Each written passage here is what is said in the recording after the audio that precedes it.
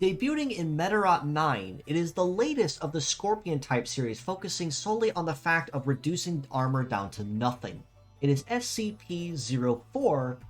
Venom Scorpi, with a kit of triple melt, multi-legs, and the leg ability of Torturer, which buffs his power for every debuff applied to the target when attacking. Now, much akin to any other Scorpion type of the series, with the exception of Scorpio from Navi,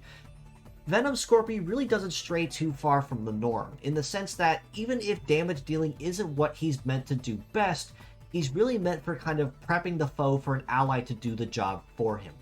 That being said, Triple Melt on all three parts is an ailment-based skill that, once active and when attacking the target, will inflict them with a damage over time effect, which means the longer the fight drags on, they will progressively lose HP over time until it drops down to 1, making the enemy progressively easier to kill or easier to break, with the occasional loss to HP every few steps or even every tick of the Robattle clock, whichever comes first.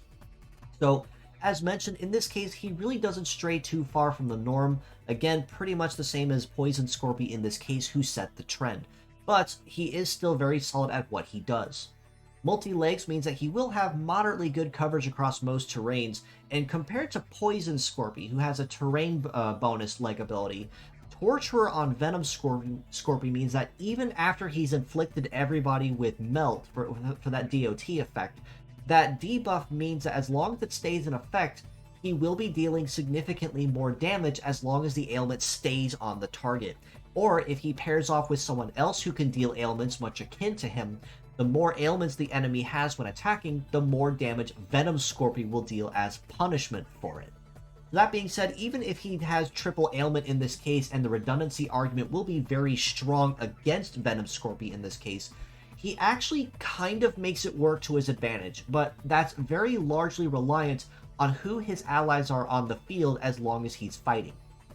That being said, as a pure set score, I do have to rate Venom Scorpi a pretty middle-of-the-road kind of grade with a 5 out of 10. He can be made situationally useful to a point, even if melts and fire-based attacks don't have the greatest versatility compared to most other ailments. Even in those particular instances, Venom Scorpi kind of makes it work to a point, but like I mentioned, that's going to be reliant on if he has allies to kind of bolster his leg ability and make it more so worth punishing. Because given that they are ailment-based attacks, he does not and cannot deal pierce damage with any of his blows. And in addition to this, because he is triple ailment, the redundancy argument is strong, because anyone that is using Stat Cleanse makes him effectively useless. He may still deal a pretty fair amount of damage when attacking, but if he's not able to inflict that ailment on the target, that's kind of what he's hoping for while he's on the field.